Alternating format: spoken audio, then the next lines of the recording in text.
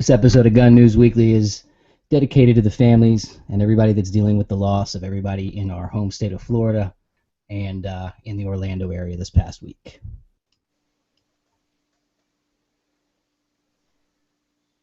Oh, got a spinning disc now. I'm gonna refresh it. There we go.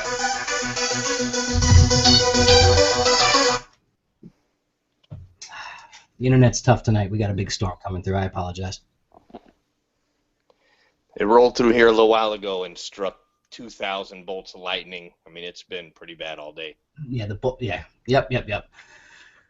Well, I think I'm just gonna go. You know who our sponsors are. We do not have a guest tonight. We will talk maybe a little bit about some gear and some medical preparation maybe later. But we appreciate you tuning in. Sorry once again for the technical difficulties. What's up, everybody? It's Thursday night. It's Gun News Weekly. I'm here with Schwell. What's up, buddy? Nothing's up. Nothing at all. I hope you're doing all right. Hang in tonight. Yeah, I forgot what button I needed to press to unmute the mic. That's what kind of day I'm having. I thought you were taking that boycott seriously. Casey, what's happening? Not much, man. Hope everybody's well. Yep. Eric, good to see you again. What's going on? A long week, man. It seems like a very long week. Ross, we haven't spoken at all. No, we sure haven't. Looking forward to a very spirited show tonight. And in addition, it's a big week for the Gun News Weekly crew, including a couple milestones, a couple new things, including the new Q channel, Death Valley, up and running. Dude, you got over 100 subs pretty quick. Congratulations. Appreciate that, man. Now I have to just keep it up, you know? We will. We'll be consistent with that thing and help you in any way, shape, or form. But anybody, it's Death Valley, V-A-L-I, correct, on YouTube? Absolutely. And also on Instagram. Thanks for jumping on with us tonight. We're going to, again, we decided to refrain from a host, start a little bit early. Sorry about the technical difficulty, but with everything going on, whew, what a week. It's again, our condolences to all the families, all the people that are dealing with the tragedy in Orlando. Everybody knows the story. We're not going to rehash everything, but there's a few questions and answers that I felt like we should kind of go through as a team here and kind of interject, guys. Jump in with your thoughts. Was Pulse nightclub a gun-free zone? Yes, under state law. This was a big thing that came up right away. A person permitted to carry a firearm is not authorized to open or conceal carry in an establishment licensed to serve and devoted to alcohol. And that's a big part of this whole thing. There were no, in theory, if everyone was following the rules, other than the security guard, there was no way to fight back with a gun inside. Thoughts on it? I think you're going to see clubs look at what security they can put in place. Armed security, armed bartenders, something in place, because if people can't carry due to state laws, they might have to put something in place so that they can protect their patrons. The only issue that I see with that right off the bat is huge liability. What liability does the club take by arming their staff? What happens if the staff decides that they feel endangered, they pull a pistol, shoot someone, they're liable. You know what I mean? I was about to say, fellas, I'm in the insurance industry, and that's not going to work out too well. How long do you think it's going to take for somebody to come across with, you take away my ability to protect myself, you need to provide me that protection that you limit me from carrying myself? I mean, if you're going to take... simple, Ross. You don't go. But that's true enough. That's true. You don't have to be there. And they're again, everything's state specific, so we're talking about Florida. We're going to talk about quite a few different topics tonight, and really what it comes down to is what's next, and what are we all thinking is next. But let's get to that later. Let's talk about some other things. So yes, in theory, other than hands, fists, and other things, and Q, you had quite a post this week that we'll get to for sure. I'm certain about people taking the initiative when we get to that part of the show. Was there security? Was there a good guy with a gun? Yes, they had one of the police officers moonlighting at the club. he did engage the gunman. Again, all of these facts are to be determined. Like all of the everything is going to be released as soon as the FBI puts it all together, apparently. What was the motive? Since he's dead, we'll never really know the motive. But there's been all kinds of stuff. What did you hear?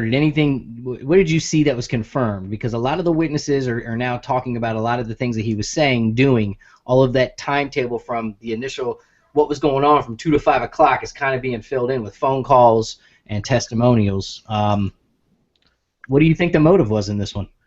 You can even go back further than that. They said he's been a regular in that club for 3 years. Every other weekend, or like at least once a month, the bartender knew him. I'll bet you the bouncers knew him. I think the motive was you have someone who's conflicted with their sexuality and something set them off. Maybe their dad, who's very conservative, might have done something or said something. We're going to talk about that dad for sure. And maybe he was going not to necessarily pick up someone or meet someone, but to try to convince himself, like self-medicate, that I'm not. I don't know. I hear about all the casing that he did with the wife. Second wife, yeah. So all the indications are that he was casing this place, and it was a target. It just happened to be he went to regularly. But what's weird is he lived in Port St. Lucie, right? Now, yes, and I also have read and not confirmed, so someone help me here. Apparently, according to what they believe, everything is forgiven if you're a martyr. That I don't know.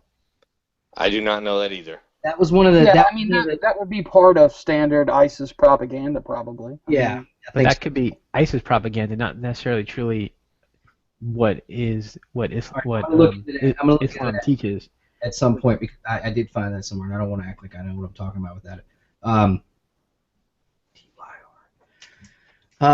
Was he a terrorist? Was he gay? We haven't touched on the fact that this was at a gay club. Again, and the LGBTQ did it on the first shot that time. The entire community, it seems like worldwide, has really stepped up. And I'm hearing all kinds of different things, including a story we're going to get to in a minute about increased purchases in that community of firearms. He pledged his allegiance to the Islamic State several times during this encounter. That has been confirmed several times. I'm sure we're going to hear the phone calls at some point, or portions of them. Is there any doubt that this guy was down with ISIS or an angry, again, jihadist, Muslim terrorist? I think it just happened to fit the bill. I mean, this is just my opinion. I think the guy struggled with his own sexuality. And I think, like you said, if he's casing out this place, maybe he's trying to prove to himself that he's not gay, but he's gay, and then he's kind of disgusted with himself and, with these people that he surrounds himself with, and has a identity crisis, puts religion with it, and says, oh, well, I'm with ISIS, and then just starts shooting people. There are some other stories too, Casey, that he had pledged allegiance to other terrorist groups, like Al-Nusra, I think, is one. So he seemed to have, I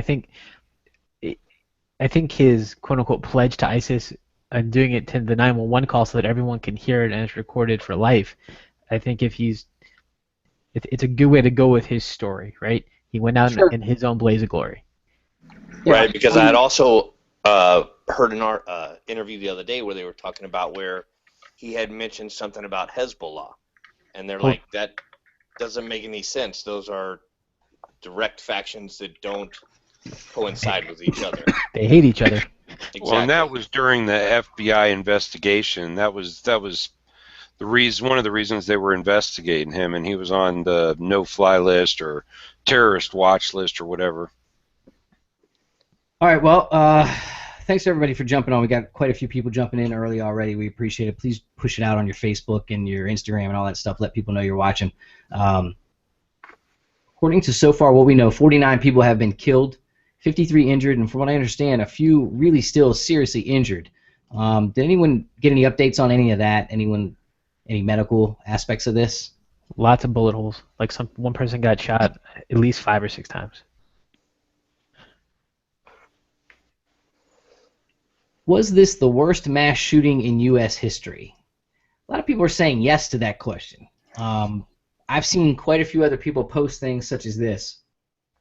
The largest mass shooting in U.S. history actually happened in 1890 when 297 Sioux Indians were wounded at Knee Creek on Pine Ridge in an Indian reservation in South Dakota. You can go look that one up yourself. It's interesting that I think they should say they use the word modern history. I think that would kind of clear up a lot of the language, which, again, the news, the stuff they're saying is just so far off base, it's kind of crazy. That depends on who and how you classify mass shootings. That was a military attack on those Sioux Indians. They might not classify that as an act of mass shooting, but an act of war. So it may be a different classification. Got it. Yeah, I'd imagine they looked at that like a battle of something. Real quick, did they ever say how many people were inside of the club when this happened? 300 to 320 in that range. Was that capacity or actual attendance? That was the thing I never. They said it was near capacity. Capacity was 340. They were near capacity.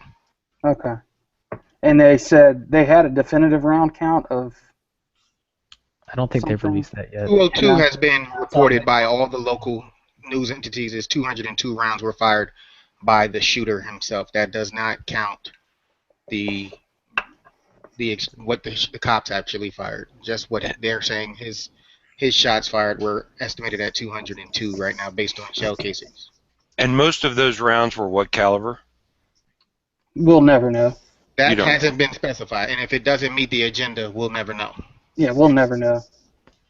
Right, so you're saying the fact that if there aren't a whole bunch of 5.56 shell casings, they won't ever tell us. Nope. Correct. That's what I'm thinking. If he used a 9mm or a 40 caliber pistol and did most of the murders with that, they'll never tell us because it doesn't meet the agenda. It doesn't meet what they're doing right now. You know, this whole, these mass shootings are always followed by the talk of the guns, taking the guns out of everybody's hands. So yeah, the first word is always AR-15. We're gonna get there. They say that it's a 6-hour MCX carbine based on what the dealer that sold it to him is saying to the police. So the SIG is I believe, a piston-driven, and it's not quite it's in the AR family, but it's not a true AR. It's a mil-spec lower, AR mil-spec lower, and a modified upper. But that is a 5.56. It's collapsible, et cetera, et cetera. It makes it kind of small. Yeah. That is a 5.56 223 gun. Yep. Yeah. Before we move on, let's a little respect. The other thing that when they talked about it, I was like, damn, I never thought about that for a second because I'm not gay. But fuck, this community must be taking this hard. And here was the detail that hit me hard. Again, whatever your beliefs are, et cetera, I'm not trying to go there. But this was a place that people went to dance and drink and party.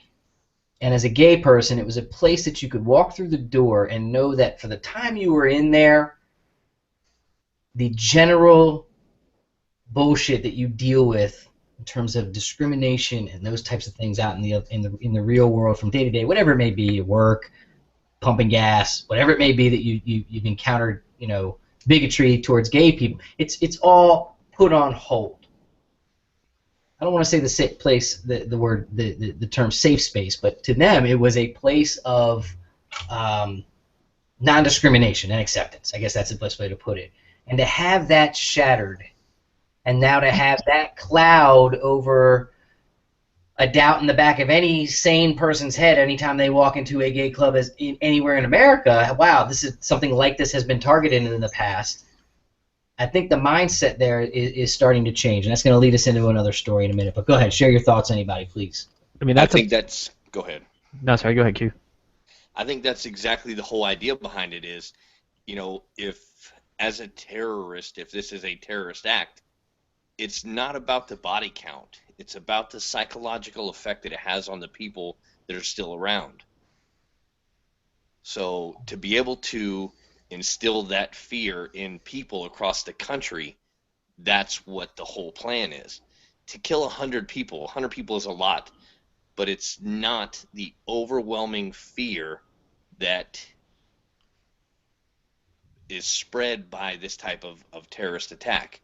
if you went and got shot up at SeaWorld, everyone across the country would be afraid to go to theme parks.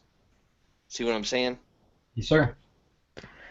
I mean, you've got a place where people that probably weren't even out to their family and friends got to go spend X number of hours and be themselves, in their own mind. And now they're afraid to do that. And this tragedy may have outed them before they wanted to be outed, too. So not just the fear of going to a place where they felt comfortable. I have also noticed an incredible pride that's not scared to be on TV anymore as a result of this. Anderson Cooper is proud as it gets right now. Some other talking heads that have gay children, or all of a sudden I heard that Shannon Watts, one of my least favorite moms who demands action, is proudly talking about her gay child now.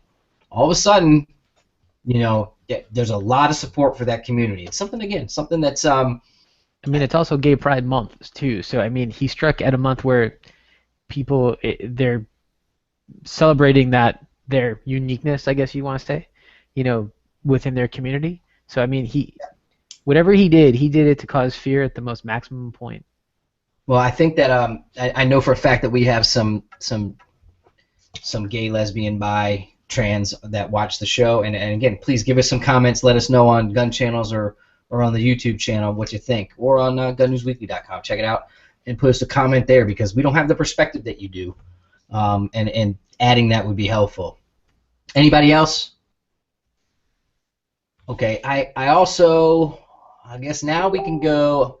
There's a couple videos that the NRA has jumped out with, and there's some other news about the NRA all of a sudden. Let's go with Noir first. Let's just watch this video. Did you guys see this Noir video today, or is this new to you as well? Anybody? This is the real argument of the day, in my opinion, on social media, and whether or not someone that's on, quote, the watch list that was put together by the FBI, which gets cross-sectioned with the no-fly list, should they be able to walk into a store and buy a gun, or should there be an additional step or red flag that goes up at that point? There's a lot to be discussed on this topic. So let's watch his opinion first, and then we'll go from there. That the NRA wants to put guns in the hands of terrorists. Here's the truth. NRA opposes a law that will prohibit people on the government's terror watch list from buying a firearm. And here's why. The NRA's job is to defend the Second Amendment. The Second Amendment's job is to guarantee the right of law-abiding Americans to defend themselves against crime, tyranny, and yes, terrorism.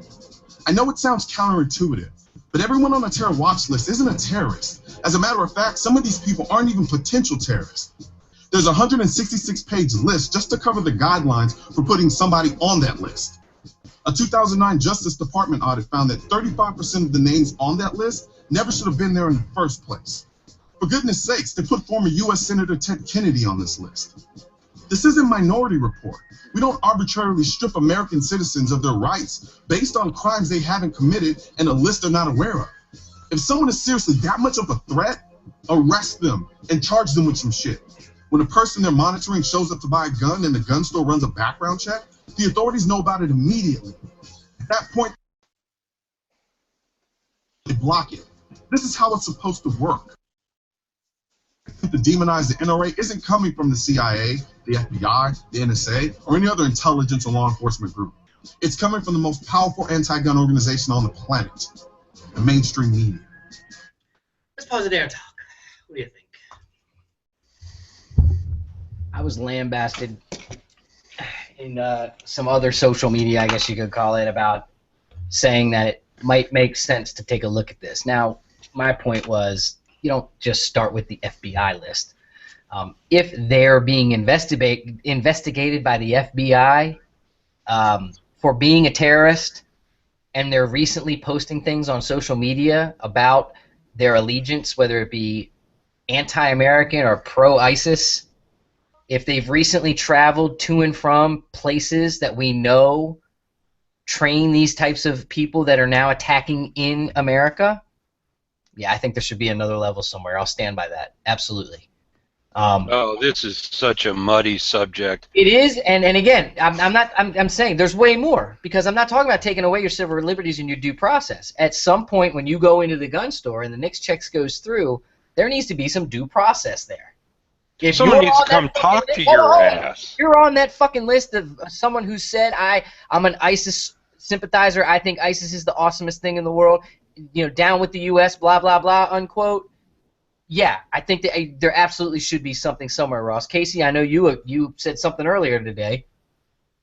I'm gonna get my back before. Yeah, I mean, it's the thing is, you would like to think that somebody that's been on one of those lists would not be able to buy a firearm. However, you know, how do you get on that list? And I think there's a video out there today of Trey Gowdy from South Carolina floating the idea around, like, what is exactly the process of getting on that list? You're never going to find that out because that's exactly. classified. And like we know just from the studies that we've seen, you know, 30-40% of the names that end up on that list are completely irrelevant.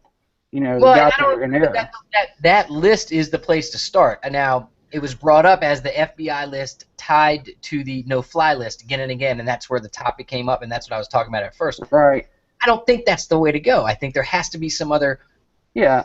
The But I next, mean, the next check if you system. say some What shit happens like when we that- call into DC? Somebody tell me. When you go into a gun store as a legal a gun owner and they call into DC, what happens? Somebody tell me. 5 minutes, you get a background check done. Right. I've had it take as long as an hour. Are they obviously not checking that against an active terrorist list? You don't I know. would hope so. See, I think it comes down to a big data problem, right? You've got all these databases.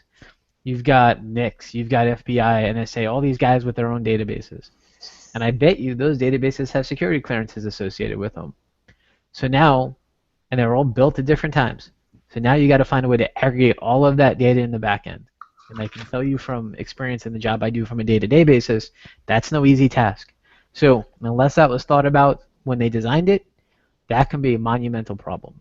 They can crack an iPhone that's supposedly impossible to crack, but they can't background check somebody who they've been watching when they go through a NICS check. That's a bunch of bullshit. Gotta be First of all, we live in a free country.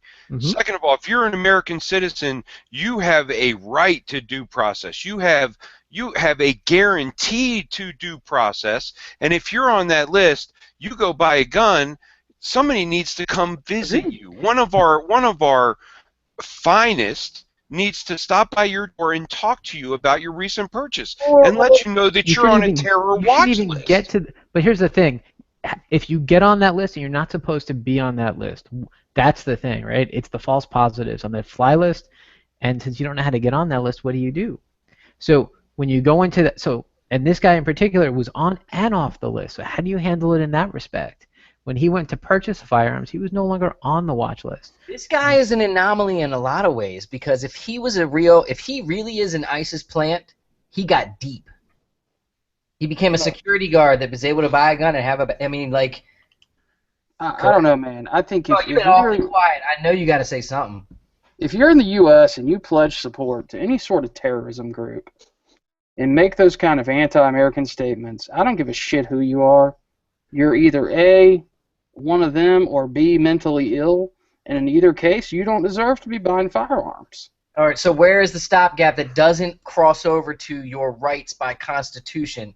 That's the hard part. That's the million-dollar question. You don't get a chance to decide. It's a God-given right. No man can assign someone and say, well, you're a U.S. citizen, but I don't like your views, which is basically what you're saying, so I'm going to take this God-given right from you.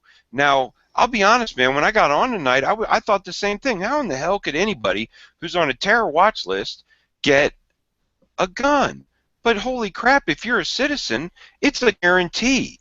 You cannot stop bad people from doing bad things, no matter how hard we try, no matter how much common sense legislation you want to put into action. Nobody is going to stop bad people from doing bad things, period. I agree, Ross, 100% with you, and I know exactly what you're saying. But these things keep coming up. You know, everybody wants the extreme on one side. If the sides cannot find some sort of middle ground, I fear what's going to happen. I feel that that's when rights will be eroded even worse. You got to be part of the conversation. We can't go sit in our right and left corners and yell at each Right. other. From afar.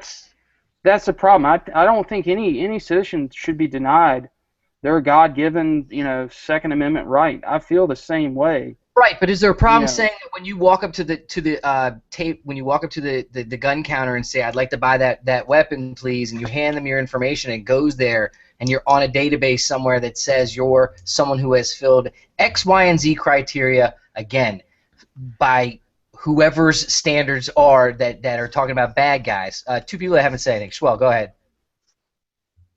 Whatever your opinion is on this. I don't have an opinion. There is no opinion. I mean, you said something about him being a plant. How do you plant somebody that's born here? Well, this is the whole radicalization aspect of it, where they believe that if they go over there and they become radicalized, then they come back here, they're even more of a threat. But he was born here. He's been here. He wasn't. His dad was from overseas at some point, but he was born in Queens. Yeah, but they said he took multiple trips over for something. But yeah, I'm with you. But I think I'm not saying I think he was some sort of grandmaster scheme plan. No, I'm just saying. No. I was saying if he was, Schwell, it was again, they got him deep, and if there's, I don't know. To me, the issue is quite simply that it's become a guns kill people, and that's a scary thing, and we should take this or we should do this. It's not about taking people's guns and limiting their general Second Amendment rights. It's putting in an additional layer or two to stop these crazy fucks from being able to easily get a gun. Now that leads me to the next point. Even if we're able to stop them, can the girlfriend or the wife get it for him? Do we know the answer to that question? Of course they can. Can he get it on the black market? Of course he can. Of course he can. Can he go into any gun-free zone and get it from some thug on the side of the street? Of course he can.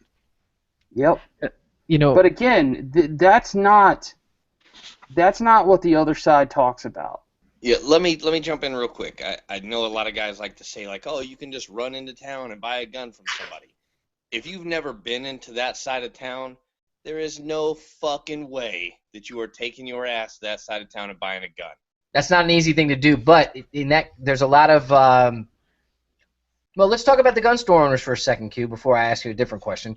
What level of accountability do the gun store owners who are now backtracking and say, oh, well, he tried to buy body armor, we kind of had our eye on him? Aren't they like the first line of defense, though? Yes, okay, you passed so the background check. They denied his sale of body armor and bulk ammo, and they even notified the FBI. What more can that guy do?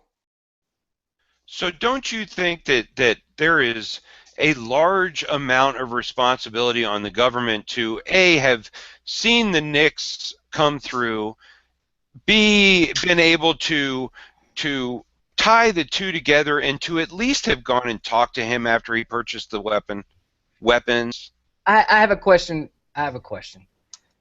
Q, I don't mean to put you on the spot, but you have more experience than us and all that kind of stuff. Do the good guys know who the bad guys are? Yeah, I think so.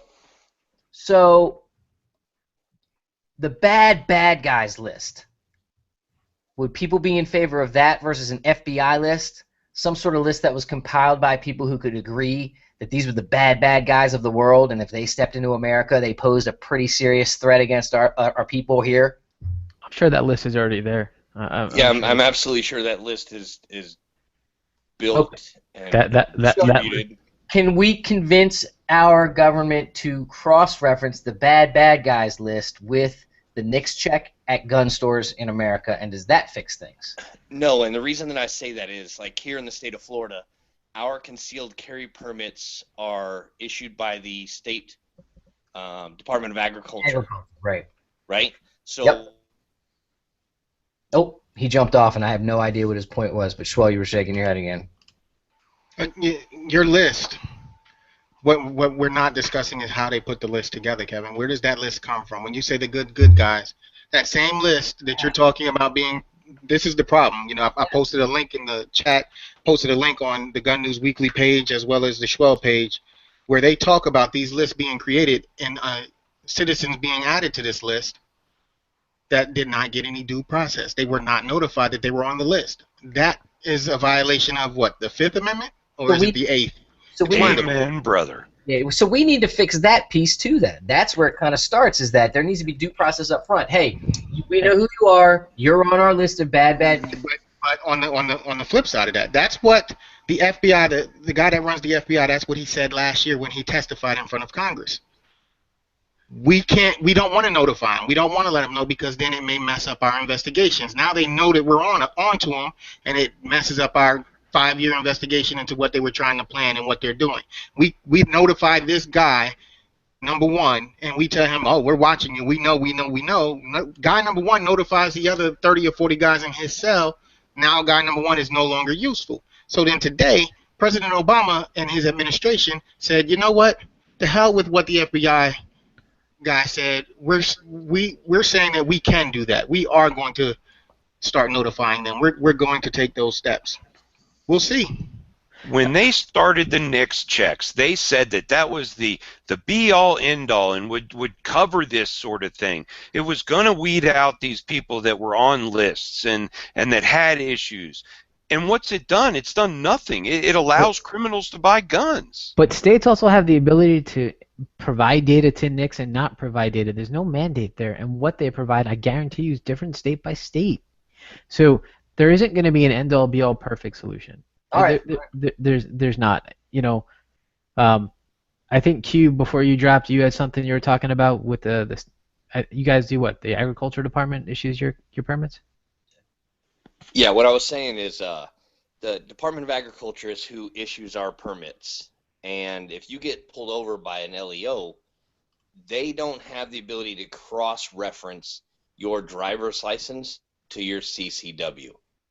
So if those two State Department facilities, whatever how you want to word it, aren't capable or aren't willing to talk, what's the chances that you're going to get the FBI to talk to Homeland Security, to talk to FDLE? It's just never going to happen.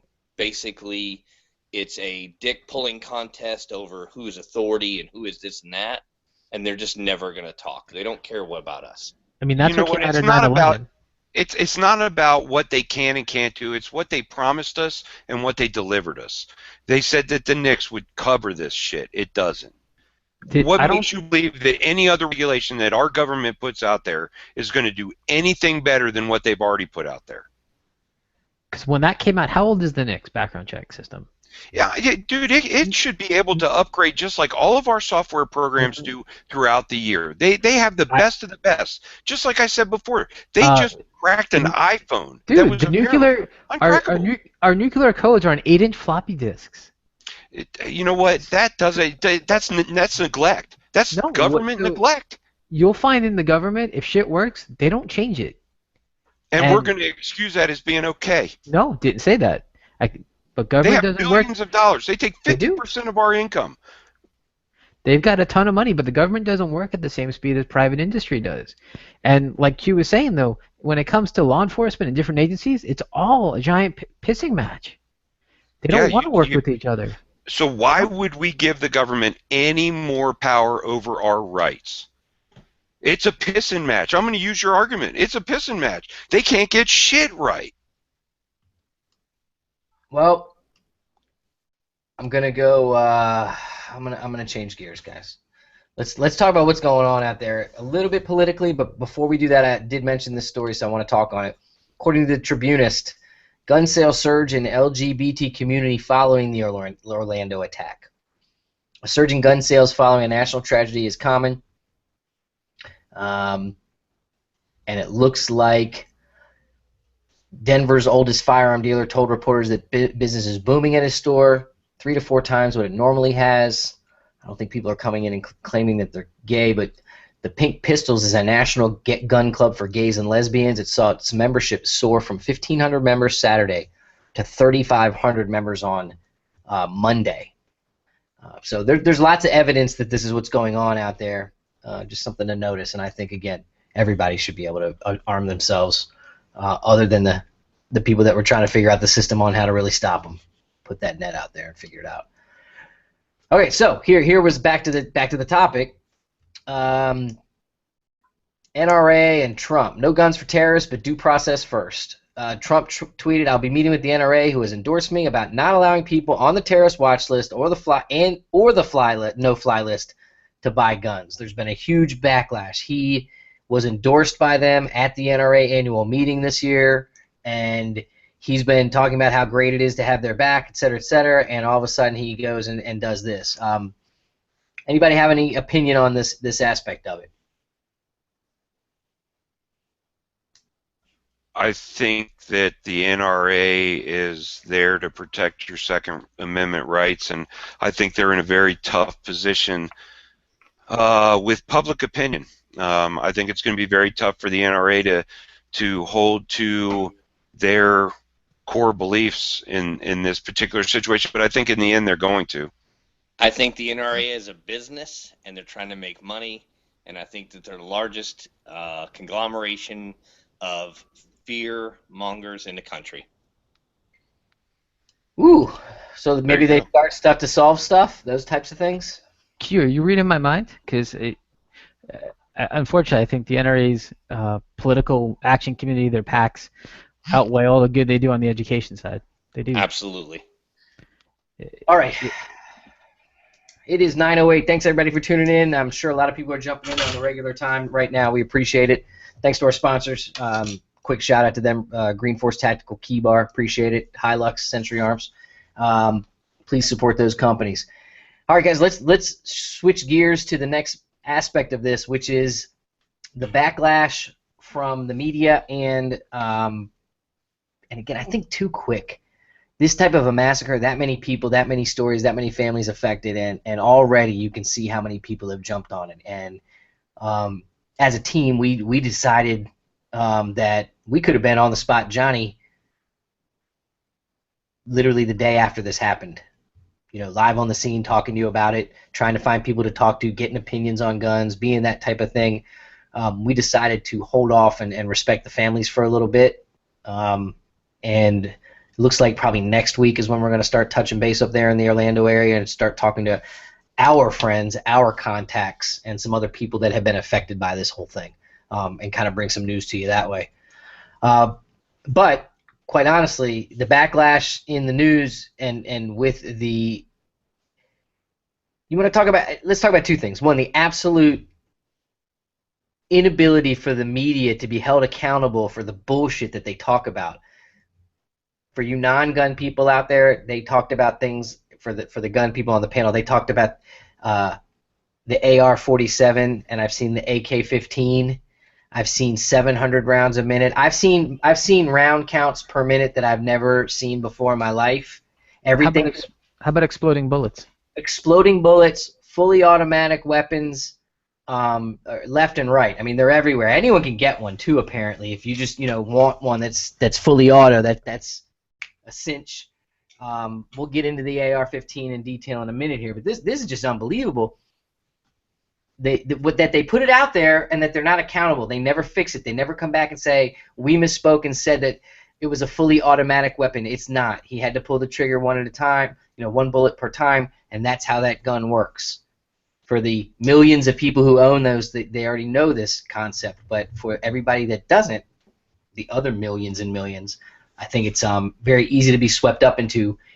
He had a machine gun. I watch movies. That's one of those machine guns. And in the movies, the guy sits there and holds it real smooth and just takes out whatever he wants to. There's no recoil. There's no nothing. It's because the guys in the media are reading scripts written by people that have never shot. So they're going to Wikipedia, and the internet's always right, and they're just pulling off what they find. Or they're listening to someone in the newsroom that doesn't know what they're talking about. All right. Let's see. Trump on Orlando and terror prevention. Let's watch this video real quick and see what his final thoughts on this. I mean, again, the Trump stuff, the Hillary Clinton stuff, their opinion all of a sudden seems to be leading a lot of opinion out there. So real quick, here's Trump. We have to be tough, and we have to be smart, and we have to be vigilant. We have to be vigilant. And we have to have people report other people when they see things happening, because they're not doing that. We had an event, a horrible, horrible event this weekend in Orlando, where 50 people, they say 49, but it'll soon probably be 50, people are so badly injured and so badly wounded sitting in hospitals. Unthinkable. And when you listen to the stories of what took place and the laughter as this man was shooting incredible people, you say to yourself, how can this possibly be happening in the United States of America? I think a lot of people, that's how can this happen here, when, you know, that seems to be the going thing every time it happens somewhere. I can't believe it happens. You know what, Kevin? The gun does not drive people to do crime. That's all up here. Blaming the gun is not going to solve the problem. The problem is the space between those guys' ears, not the tool they use to commit a crime, which is a shame. But remember when I was in high school, turn on my phone, apologize. Remember when I was in high school, I thought one of the funny words was filibuster. I was like, oh shit, filibuster. Well, there was a filibuster last night. Senator Chris Murphy of Connecticut took to the Senate floor, began a filibuster, promising to continue as long as he can until Congress acts on gun control legislation. And what he did was one of those things where he didn't let other people speak, but he let other people ask questions. And the people would ask questions like, seeing that, and then they'd read their 3-page script and then ask the one-line question at the end. And a lot of that went on and on and on. It went on for 14 hours. Is that the number I saw? 15. 15 hours? Yeah. They don't have a great history of achieving anything or doing anything, filibusters. They just don't. However, because, again, it ends up being just someone droning on and on. I think it's like if you have to leave to eat or pee, you're done. Yes. You can't leave the rotunda. You can't sit and you can't rest on the desk. You literally have to be standing. So these are old man rules. Yes. Still go by. These are super old man rules, yes, Kevin. I wonder if you could rock a Whizzinator. With that holster Ross wants. A Whizzinator. At the same time. A reverse Whizzinator. you know that holster actually came from a viewer. He said we ought to discuss that tonight. Yeah, we will. We will maybe later. Sorry to get sideways. I ordered all of this one, by the way. He went on and on and on about all kinds of things. Again, there was nothing that was so prominent that it stuck out that I've seen the soundbite over and over again or read anything about it. But he is obviously from Connecticut, and he has his opinions, and he is definitely anti. So he did represent the Sandy Hook district when he was in, I think, the House, or I think he's a congressman now. So when he was in the House, so he's got his opinions, and he's pretty passionate about them. Yes. All right. Man, this week, this is where it gets nuts. I had an alarm sound effect. I won't bore you with it because I don't want to alarm anybody. But we need. This is it. Like, I guess it was Monday when I called somebody on the panel and I said, "Woo, this is it. This is coming." Everyone that's been laying in the weeds waiting. It's not just Dianne Feinstein and so we're going to hear about. This is going to be a full court press. Trying to demonize the guns and again, our ability to own them as Americans. Petitions to ban AR-15s and act stronger gun laws gain momentum. This is from guns.com. And basically it says there's a lot of online petitions calling for bans on, quote, assault weapons. Obama, Hillary, several other people have called for publicly the reenactment of the assault weapon ban that was overturned in... Who's my stat guy? Anybody? It expired in 2004. 2004. Ban the AR-15 from civilian ownership has accumulated 176,000. There's a lot. Other noteworthy efforts started this week, urging more gun regulation with the number of signatures gathered. There's just a lot of people out there that are pushing for things. Gun control now, blah, blah, blah. There's a bunch of them in the thousands that are getting that are getting support. Let's see. The Denver Post found that 80% of respondents answered no to the question, quote, is Hillary Clinton right to call for a reinstatement of the federal assault weapons ban in the wake of Orlando nightclub shooting? While a similar poll asking, should Congress ban assault weapons, likewise found a 73% negative response. That was a patch poll, but I don't know if that was, because this one says it was in the Denver Post, so I'm assuming that was in Colorado. I'll have to get some better details on where they're getting those stats from. You know, it just really is sad that they blame a gun for the action of a person. It's just sad. There's more. Texas Congresswoman Sheila Jackson Lee proposed a bill that requires patrons to undergo a criminal background check before obtaining, quote, a large-capacity ammunition feeding device or a, quote, semi-automatic assault weapon. So the NICS isn't enough. The background check we go through with the NICS system isn't enough. It would also amend the federal law to prohibit the transfer until the Attorney General could verify that the prospective transferee had truthfully answered questions about whether prospective transferees has been contacted by the federal law enforcement authorities. So she's saying even if you try to sell a magazine later, you'd have to get that person background checked in order to sell it to them. Let me ask an important question to everybody on the panel. Do any of these proposed legislative actions, would they have prevented this from happening at the polls? Dude, the way that this guy had a concealed carry permit, et cetera, I don't think anything that they were talking about would have changed this. Anybody? Nope. No. I agree. Just because of the simple human nature and what every pro-gun person has always said. It's not the gun. I mean, it's. So what are they trying to do? Do you think they're not smart enough to see this? What's the end game? Why are they playing this game with us when everybody knows, if they're logical, that none of this would have helped the situation? Well, why the diversion? It's politics. Why? It's an something election to talk year. about. It's elections. It's Easy wins. You've got people up for re-election, and very emotional. It tugs at the heartstrings. It's. How much does it affect the economy of America overall if all the gun companies get shut down? I don't think you'd see it go that far, Kevin. I think what you'll see is they'll focus on one thing, and they'll focus on just that one thing. So they'll say, as a company, you can still produce things, you can still produce ammo, you can still produce parts, you can't produce X. Now, I know Army and Marines are always at odds in general. Just kind of, I hear them talking shit to each other all the time. And Q, I don't mean to put it out there like that, but there's been so much shit on the internet this past week, and I've seen so many arguments. Does this get under your skin when you see stuff like this, or do you just think, that's one out of a gazillion? Because that's my thought, is that, oh, wow, they found one. No, it's both. You know, it super gets under my skin because that dude betrayed all of us. Mm-hmm. He knows goddamn well that gun is only a tool. It's no more dangerous than a car or a kitchen knife or a chainsaw, anything else. He's trying to find his way to get his 15 minutes of fame so he can get paid. Well, I ain't gonna tell you his name.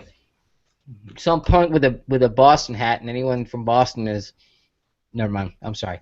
There's some nice guys from Boston and that area, but for the most part. Anyway, for people. Go ahead. Sorry, I mean, you've got McChrystal, I think Petraeus joined Kelly. They started a new, I guess, anti-gun veterans group. So I hate to say it, I think you're seeing older leadership in the military. I think they're saying civilians don't need that type of weapon, or that's kind of their whole stance. They say it comes down to training, and we've talked about it here, and I think the civilians aren't trained well enough to use firearms. I think we've had those discussions before that probably some of us get more range time than some professional people do. Mm-hmm.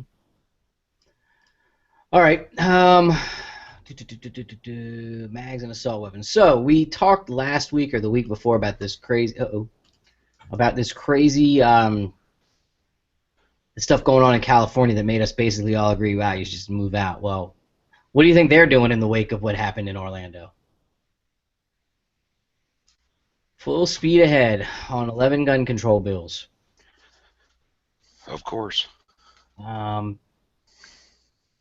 Dual public safety committees in the California legislature advanced nearly a dozen gun control measures just days after the mass murder in Orlando. The host of proposals, 6 Senate measures debated in the Assembly, and 5 bills likewise heard in the Senate, all passed in Democrat-heavy votes with witnesses from the Brady campaign and Law Center to Prevent Gun Violence supplied by the bill sponsors.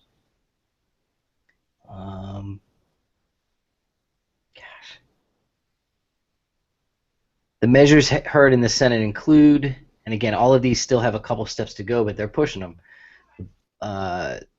Effectively close what the lawmakers term the bullet button loophole by banning the devices which require a tool to remove the otherwise fixed magazine from a semi-automatic. That one, again, if you're not in California, you don't know about that one. That one's a whole conversation, so let's skip it.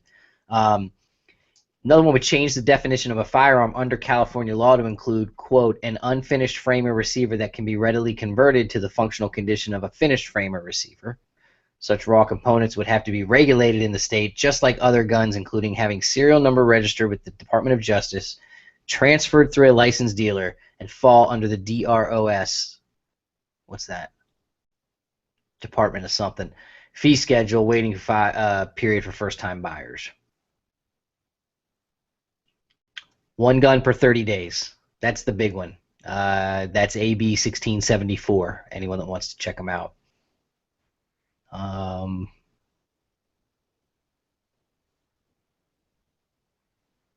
In this assembly, they're going after the terms assault rifle. They're going after. 1 second, I'm just reading up on this one. I apologize. There's a lot of legal jargon in them, but it's the 10 things that we talked about last week as well.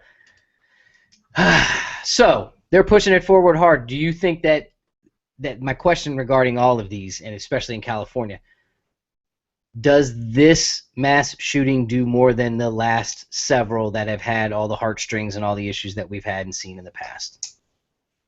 What do you guys think? I think potentially yes. I mean, all of them cumulatively, they keep getting worse. But now, you know, you're messing with another group of people with the LGBTQ community, and you know, I have no issue with those folks, but they're loud. They've always had to fight for what they think is right, and yeah, I think if they group together, they're going to be louder than ever. So I think is that a split community? You think of 50-50 like the rest of the world? That somebody? Well, I don't know. I mean, I don't know either. I'm not sure, but you know, I would like to, you know, things happen and certain. I guess we could call the community minority. Is that fair to say? Well, the other aspect of this that no one has mentioned is the fact that it was Latino night, and the majority of the people killed seem to have Latino names and backgrounds and heritages, and that's something that I haven't seen or heard too much. It's always been it was a gay club, it was Latino night, but I'm not hearing a lot from the Latino community. Is that me? You watch Telemundo every day? No, is that where they're reporting everything? I'm just saying, where would the Latino community be vocal and be covered? Where would it be covered? Who would cover it? I haven't seen any articles even include the word Latino. It's always gay. Yeah, I mean, I would think that the gay trumps the Latino in this situation. I don't know. Just my thoughts. It's the narrative they want to push. That's exactly right. Yeah. All right. That's basically what we had to cover on paper, guys. Any other thoughts or things that we didn't cover? So let's dive into that Latino thing for a minute. Do you really think that he targeted the Latino population, or do you think? I mean, it would. There's no way to know. Yeah, it would seem that he targeted the LGBTQ community. Yeah, and but there's really no way to even know that either. That's the problem. No, that's not true. That's not true. They've got phone records and all Oh. kinds of texts and all kinds of things from a guy that apparently he was talking to regularly in that community, handed over his phone. I did hear that. And what were those texts? Because I didn't see them. Are they, Well- I'm coming to target the LGBTs or the No, screw this gays? is Or an ongoing pattern of him being a part of that community. so he was part of the community. So it could have been a case that he was just there to hang out, of course, do his nefarious act, but because he was familiar with the place, because he'd been there for 3 years. Apparently. Okay. So not necessarily a target, because the media is pushing, they were targeted. He showed up at this gay bar to kill gay people. They don't give you the option of thinking through, was he really there to shoot up, or was he just there because he was familiar with the place? I think that's what they assume from the beginning. They want it to be a hate crime aspect. It sells more papers, but in the mind of somebody that's deranged, who knows? I mean, he could have killed people in that community because he, in fact, was gay and sympathized with them and thought he was somehow bettering their lives by killing them. I mean, people like that are crazy. You just never know. I got a major topic. That I forgot that's on my checklist here. There were a couple of Facebook links to some posts where a bunch of people gave their input. I know people on the panel here have opinions as well. Not knowing any of the real true details yet of step by step what happened once that door closed and all the witnesses that were in there either ran and escaped or were killed. Not playing Monday morning quarterback and respecting the lives of everyone that was killed.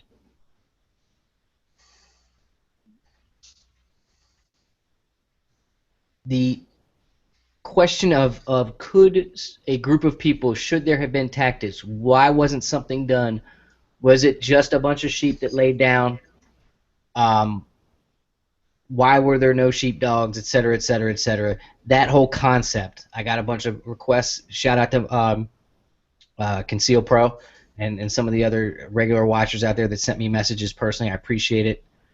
People that checked in with us knowing that we're in Florida but not knowing that we're a little bit away from there, thanks for checking in this week as well. But basically the whole woulda, coulda, shoulda, and then the argument, I mean, I read everything from, well, as soon as he's reloading, if you're holding your gun, you have to, go up behind him, put one right behind his head and pull the trigger. And then I sat there and I had really kind of just I wanted to put myself in it, so I started really thinking about it. All right, so I'm armed. I get past the security guy. He doesn't want me, whatever. I'm drinking water, so I'm not drinking, okay? Let's just say this is going on. And this shit goes down at 2 in the morning with all that music, all the flashing lights, and now mobs of humanity trying to escape. Somehow I'm going to part the sea and get a shot on this guy to save everybody? Some of the Superman shit that I heard, I just couldn't believe that I was hearing it. Now, when I posted something and someone went off on me, I was like, hold on. So once again, if I'm going to watch the band or I'm going with a friend to be a designated driver, should that really prohibit me by law from being able to protect myself? To the point that where I think it would be appropriate, and again, I want everybody to tear me up on all this, both of these, is let's say I was one of those people who's now coming out and saying we were all in the bathroom. There was 10 of us cramped in there. And if he came through the door, he was going to have the jump on us. Well, in that case, if I'm one of those people back there and I do have a weapon, now I'm going to at least have a fighting chance. That was my point. I can get an angle. I can get into position so that I can best try to do something other than let this fucking asshole who's slaughtering people come in and take out the bathroom as well. That's all on the floor. Have at it. I think you're absolutely right. Yeah, I mean, if you had a gun, I wouldn't expect you to jump into action and go, position yourself between all of the victims, but I would certainly expect for you to be from a concealed location or maybe even behind cover at a reasonable distance to be able to make a shot on that guy and at least stop him or draw his attention away from killing maybe the next 4 or 8 people. Eric, you're muted, bud. You're muted, bro. Oh, your headset's not working all of a sudden. No, we don't got you. Q, any opinion on all that in terms of I got a ton of opinion on that stuff, man. I know. Basically, I think that the first point that you brought up makes a lot of sense. If I'm going with my family or friends and I choose to not be drinking, I don't think that should impact my right to defend myself. If I'm going somewhere, I think I should still be able to carry. I think that if you're going to drink or do something else, then obviously it's not a good idea. But if I'm going somewhere, I'm choosing to be sober regardless of the environment I'm in. It shouldn't impact my right to defend myself. 2, absolutely, I don't see it reasonable to think that in the middle of the night, in the middle of the club, with all the music bumping and everything else, that you should be able to just draw your pistol and gunsling this dude dead in the middle of the street like some Wild West movie. However, as the situation develops, it would only take a split second for people to realize, holy shit, we're being shot, and everyone's going to run away from him. At which time, maybe you have to take cover or do whatever before you can return accurate aimed fire. But I think that it's feasible, absolutely. One of the videos they showed was a young lady doing a Snapchat that sounds like 3 magazines are dumped with a mag change before she even realizes it's gunshots. Yeah, it's going to be interesting when that timeline really gets filled in. Anybody else? You think there's any tie there with the guy's dad? Oh, well, that was the other one. Was the dad and the wife? Does the wife is she an accomplice? Yes, no question. She will get charged. You think? Absolutely. She's part of the network of citizens that's supposed to stop shit like this. Interesting. The dad, in case you've never seen him, is by most accounts a character. And the way he jumped at the idea to talk to the media and the way that he owns the interview as he's being interviewed, he's not an interviewee. He is putting on... Just watch it. Just watch it. I mean, he's just one of these guys, and something fishy about that guy to me for sure. 100%. Think he's complacent? Do you think he knew? Do you think he helped his son? He's from their homeland, correct? Yes, sir. And I don't know, man. I think we're in one of those really weird places where it's like before during World War II, where he took all the Japanese and did this and all the stuff that Trump's spouting out about deporting everybody and putting up the wall and all. We're in a very odd time right now, and as you look at a lot of the things that, again, politically correct, you don't need to or want to say, at some point you got to call a spade a spade. Dude is wacky. Okay, so you know what though? 3 million people have overstayed their visas in our country. Is that okay? Isn't there a consequence for overstaying your visa here? Do we not have laws that are clearly stated in mounds of documentation that say that you can't overstay your visa? So 3 million people. But this guy was a citizen. I understand that, but he... What? Like now we're going to go after... Deporting people who have overstayed their visas, there is nothing wrong with that. But we have laws that say that that's going to happen to you before you get your green card. Or he was born... Are those the people that are attacking him? I know he was. He was born here. So what, are we going to deport American citizens now? What, we're going to do internment camps? Kevin just said that Trump said he's going to deport everybody. Well, if you've overstayed your visa, you deserve to be deported. And what force is he... So if we want to get on the whole immigration thing, what force is he going to go find these 3 million people that have overstayed their visas? Eric, they broke the law, dude. We have laws. Right. Just because there's too many of them doesn't mean you don't do it. But how is the question? How? Yeah, That is what our billions of dollars, $7 trillion a year, should be going to figure out. So you think we should be spending $7 trillion a year to hunt down people who have overstayed their visas, yet there's a massive epidemic of homeless veterans. There is a massive epidemic of drug abuse and shit like that. No, I think our veterans come first, Q. Always and foremost, no question about it. But I don't think that someone should put the idea out there just because there's 3 million of them, we shouldn't do anything about it. Didn't say that. It's pretty much implied, dude. It's pretty much implied. That's not putting words in my mouth, Ross. But 3 million makes it a way different problem than hundreds or thousands, millions. Well, here's the deal. I'll kill both of your sides on this one, and we'll just agree to disagree on it.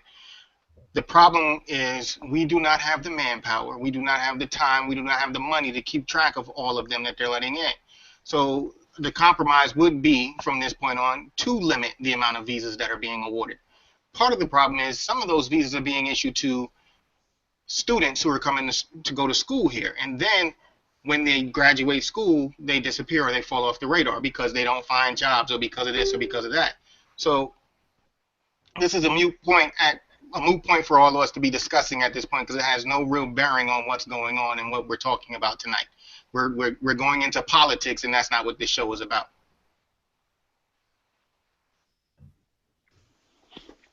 Good call. Thanks. All right. I think the political drive on the gun thing is going to be something that we're going to have to talk about at some point, Schwell, because that's going to be something that's brought up in the debates. That's something that is brought up on individual sound bites and snippets daily on the mainstream media that's influencing the public in America these days. Yeah, guns. When we're talking about politics and firearms, yes, but when we're talking about immigration and all of that other stuff, how many of these attacks are happening from undocumented immigrants or people who've overstayed? They're welcome. Right. It's a non-factor in what we should be discussing tonight. Right. Basically, the only non-citizen that overstayed his welcome that committed a crime was last year, the guy who killed the young lady in San Francisco.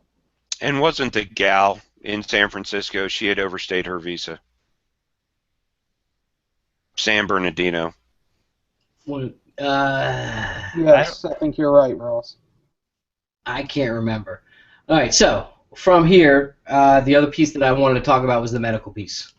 And we're going to have some medical experts on soon too, Eric, correct? Yes, sir. We'll obviously be able to devote a good amount of time to this. That's Lone Star? Your buddies? Yeah, Caleb from Lone Star Medical. Right on. Look forward to meeting him. I saw a couple of videos. He seems to really know his shit. Obviously, we can ask a bunch of questions. But let's just stress what we can here, which is having an EDC that doesn't have anything that can possibly help someone medically in today's world, I think you're falling short. So anybody want to speak on that, on any EDC that they carry that has a medical component to it? I carry 3 of them. 3? I do. I keep one in my truck. I keep a Dark Angel Medical mini pocket dock and their pocket dock in my bag. Because if there's going to be an incident, it's going to be more than one person. I keep also 2 tourniquets on me in my bag. Because if you're going to need... A friend of mine taught me this a long time ago. 2 is 1, 1 is none. I also keep multiple pairs of gloves. Because if you put 1 pair of gloves on, guaranteed they're going to rip. Now you've got blood and body fluids on you if you got to go to that route. At least wear 2 pairs. And then if they do break, you pull 1 off. So it's... Or I can hand a med kit off to somebody. Here, I've got one. Here, you take this. You go help this person. It gives you a little more flexibility. The one in my truck's a little bit bigger because more than likely than not, it's gonna be an auto accident. Excellent, Ross. You had an adventure this week. You want to share the quick story and maybe tie in something to this? I don't know if you were able to. Yeah, actually, I can credit Casey for me even having a medical kit in the car. But I was coming down on our dirt roads back here about a mile from my house and got flagged down. Someone had flipped their car on one of these dirt roads. Nobody around.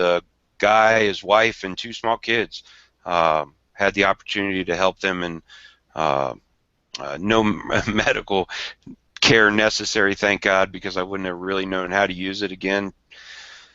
But was there to help him out. Yeah, I think it's very important to carry some sort of medical in the car, just for that reason. If you are the first responder on scene on something like that, and they need, even something as simple as, a Band-Aid or a splint, or, even as detailed as a tourniquet, or, even I've got a couple of neck braces that I've got that, I mean, you never know.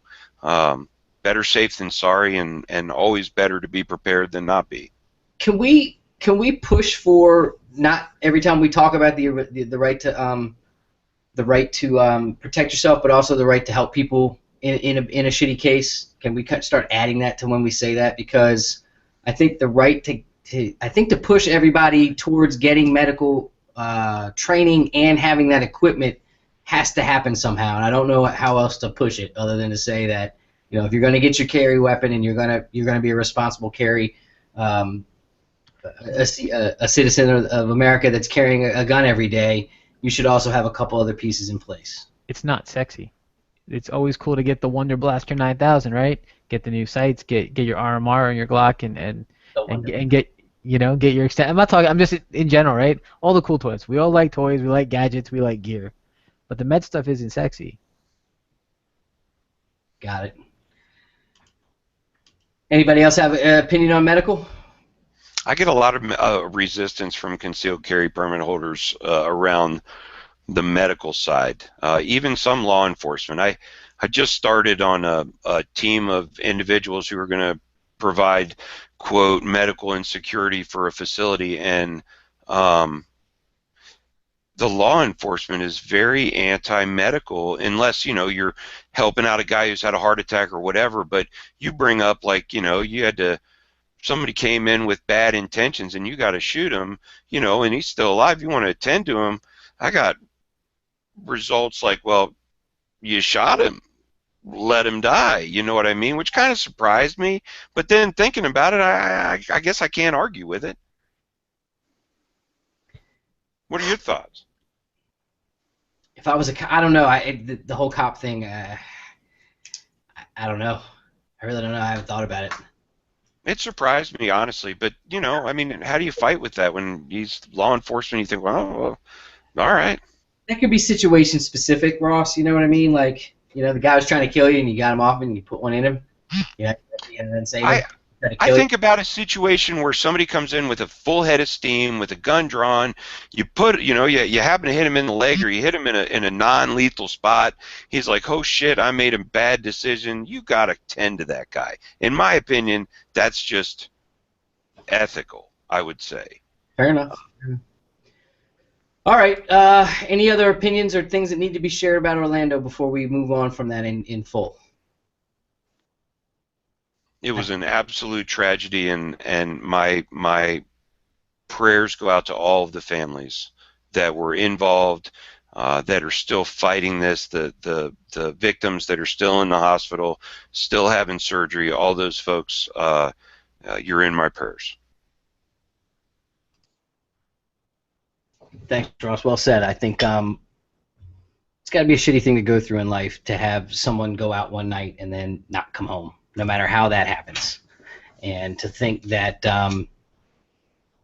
there's people that, based on religious beliefs in whatever way, shape, or form, don't like our way of life and are willing to go do these types of things is truly disturbing. You're going to hear us week in, week out talk about all the stories of people defending themselves, this, that, and the other. And most of those situations are, again, a shitty person with a gun, a mentally unstable person, this, that, and the other.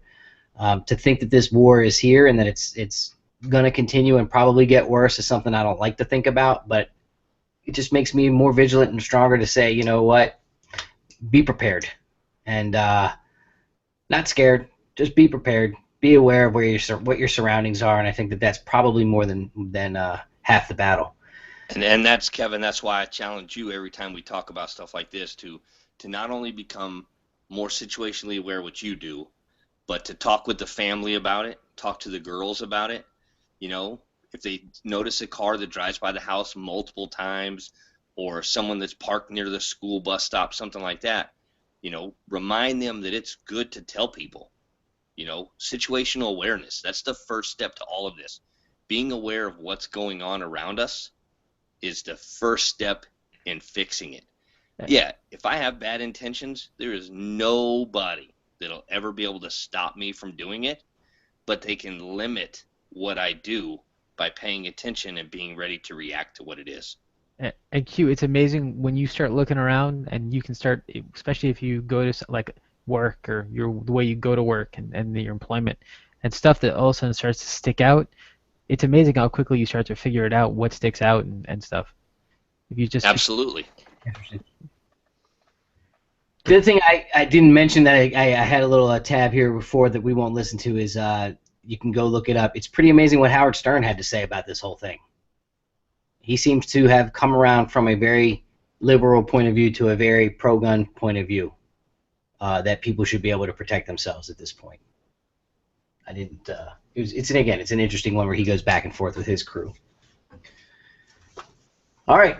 Well, it's 9:47. A couple other things to cover and go over real quick.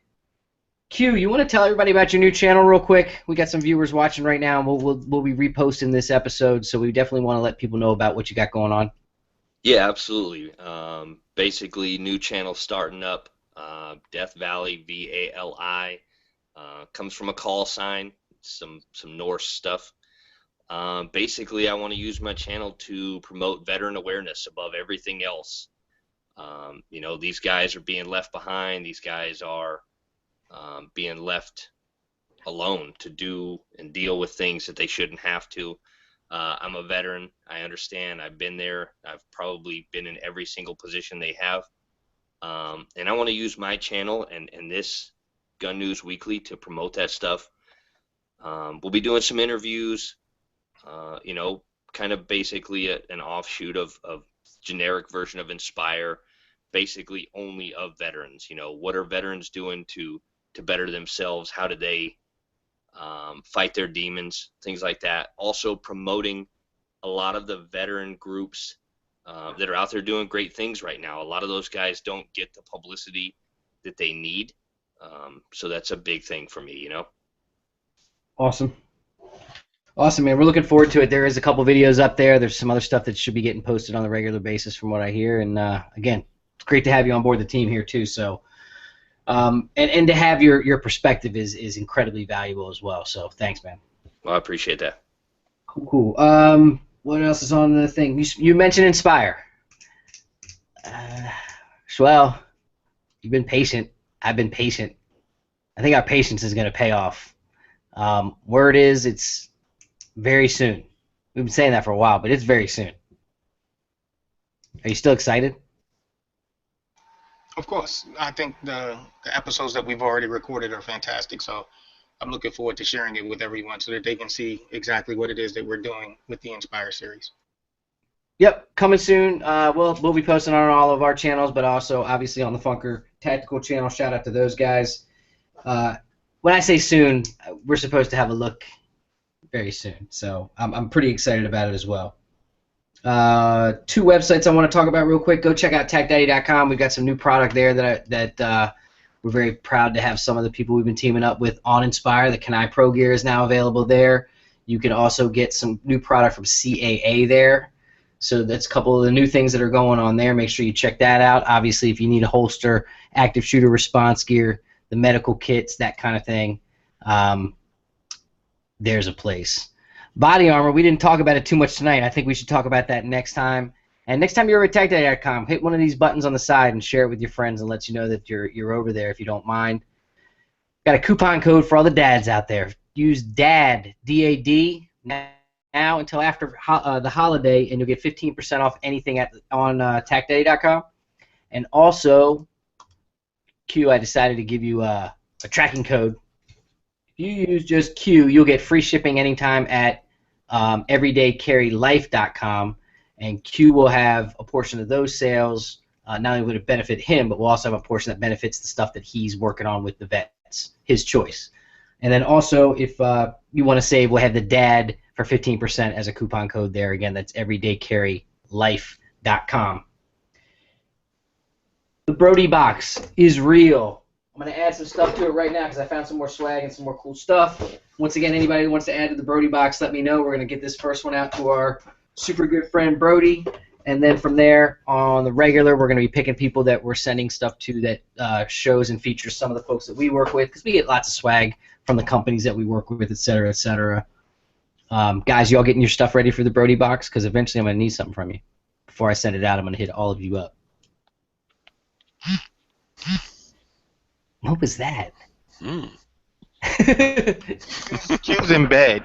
He just turned on the vibrator. Got it. All right, so the other thing, we're almost done with this project. I went over my goal, but we need about another, I think it's less than 45 people to go over to L2D Combat on Instagram so I can give away this slide. One of the first 500 Instagram subscribers over on L2D Combat is going to get this it's 4 Gen 4 Glocks. Is that their Gen 1 slide for the Gen 4 Glocks? You can't say Gen when you say Glock unless it's a Glock. But you can say their first version, yes. If they're V1? They're V1, correct. You can do V1. So they've changed where the logo is. They've changed some of the venting, et cetera, but that's still to be given away. And if you need a barrel, match-grade barrels from them are available. I know some of the bigger brands out there are completely sold out, et cetera, on slides and barrels. L2D Combat's taking orders on both, so make sure you go check them out as well. Boom. I got it all. Did we get it done? We're a little early. You guys got anything else on your mind that you want to... Oh, I have 2 more things.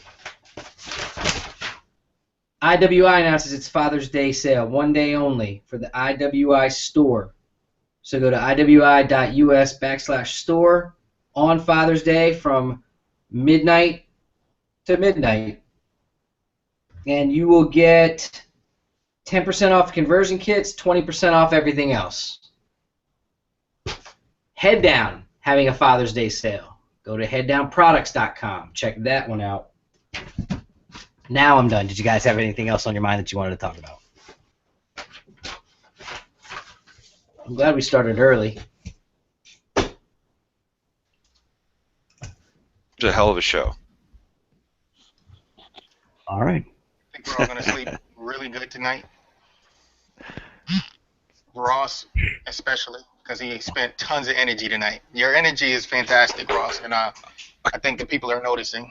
I can't help myself sometimes. I get a little animated at some of this stuff, but it's like beating your head against the wall. You know what I mean? It's frustrating at times. Well, thanks everybody that's watching. We do appreciate it. Please, again, support all the people on the panel. Go check out Eric at the Gear Locker. Check out Schwell at the Big 3 East website.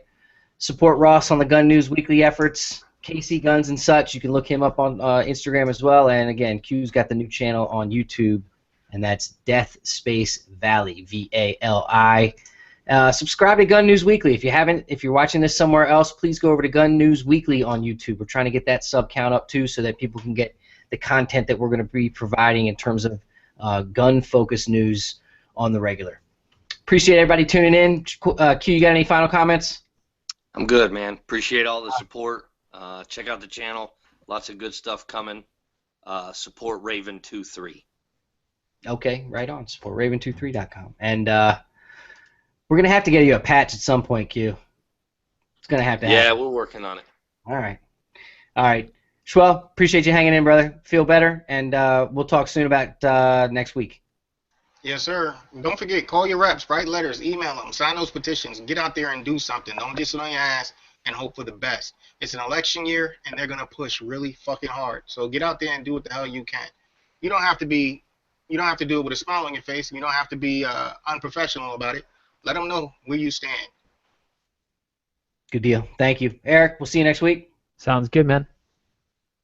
Ross, kiss those kids. Appreciate you putting up those videos. That's awesome. Absolutely, man. You guys have a great night. Cool. Casey, as always, brother. Yeah, man. You'll be good. Got it. Q, talk to you next time. Thanks, everybody, for watching. We'll see you soon. Make sure you support Grizzly Targets and some of the other companies we mentioned before, like Key Bar and Green Force Tactical. Have a great day. We'll talk to you soon. Peace.